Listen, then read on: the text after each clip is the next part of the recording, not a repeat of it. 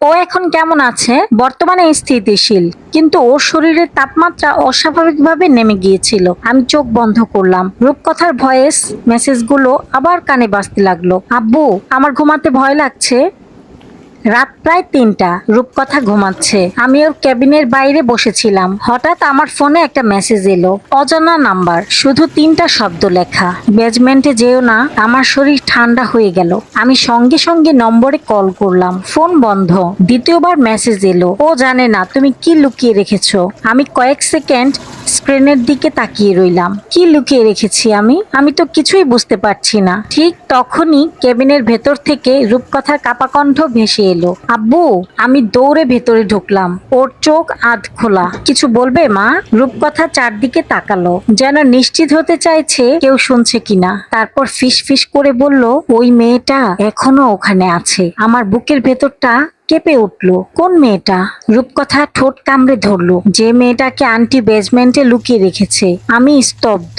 তুমি তাকে দেখেছো? রূপকথা মাথা নাড়লো। অনেকবার। কবে?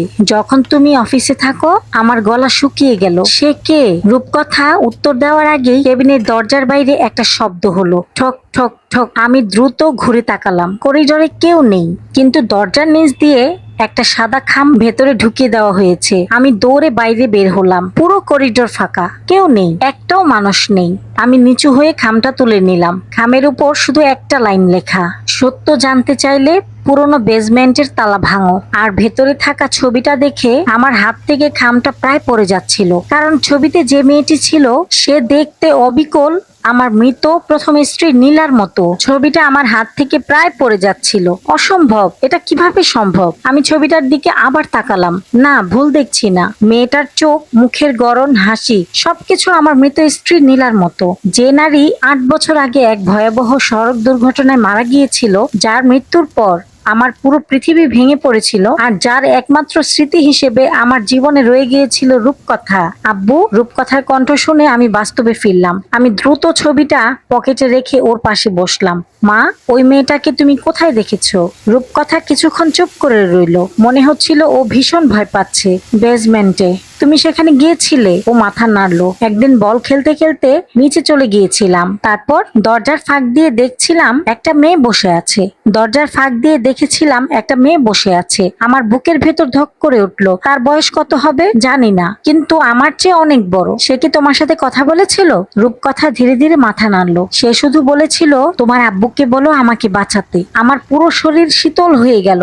তারপর ঠিক তখনই আন্টি চলে আসে। রেশমা? হ্যাঁ। তারপর কি করে? রূপকথার চোখে পানি চলে এলো। আমাকে খুব বকা দেয়, বলে যদি কাউকে বলি তাহলে আমাকেও ওই ঘরে আটকে রাখবে। আমি ওর হাত শক্ত করে ধরলাম। কিচ্ছু হবে না মা, আমি আছি। কিন্তু সত্যি বলতে তখন আমার নিজেরই মনে হচ্ছিল আমি যেন কিছুই জানি না। ভোর হওয়ার আগেই আমি বাসায় ফিরে এলাম। বৃষ্টি তখনও থামেনি। পুরো বাড়িটা অস্বাভাবিক নীরব। রেশমা নেই, তার ফোন বন্ধ, আলমারির অর্ধেক কাপড়ও নেই। স্পষ্ট বোঝা যাচ্ছে সে পালিয়েছে। কিন্তু কেন?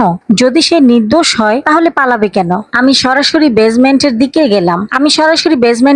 গেলাম। এই বাড়িতে ওঠার পর খুব কমই আমি ওদিকে গিয়েছি, কারণ জায়গাটা পুরনো, স্যাঁতসেঁতে আর ব্যবহারহীন। সিঁড়ি বেয়ে নিচে নামতেই একটা গুমোট গন্ধ নাকি এলো। দেয়ালের রং উঠে গেছে, চারদিকে মাকড়সার জাল, আর একেবারে শেষ মাথায় একটা লোহার দরজা। দরজাটার দিকে তাকিয়ে আমার বুক ধড়ফড় করতে লাগলো, কারণ দরজার বাইরে নতুন তালা লাগানো, একদম নতুন। মানে কেউ সম্প্রতি এটা ব্যবহার করেছে। আমি পকেট থেকে চাবির গোছা বের করলাম, কোনোটাই কাজ করলো না। শেষ পর্যন্ত একটা লোহার রড এনে জোরে আঘাত করলাম। একবার, দুবার, তিনবার। অবশেষে তালাটা ভেঙে মাটিতে পড়ে গেল।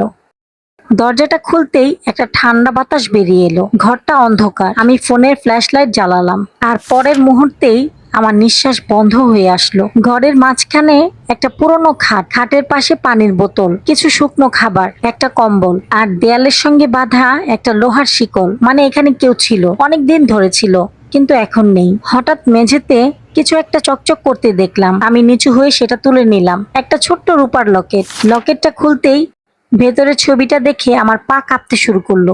এক পাশে নীলার ছবি আর অন্য পাশে রেশমার। আমি যেন বজ্রহত হয়ে দাঁড়িয়ে রইলাম। রেশমা আর নীলা একে অপরকে চিনতো, কিন্তু কিভাবে? ঠিক তখনই আমার ফোন বেজে উঠলো, অজানা নাম্বার। এই রহস্যের উদ্ঘাটন দেখতে হলে পরবর্তী পর্বের জন্য অপেক্ষা করতে হবে। আজকের মতো ভিডিওটি এ পর্যন্তই। সবাই ভালো থাকবেন। আল্লাহ হাফেজ। আসসালামু আলাইকুম।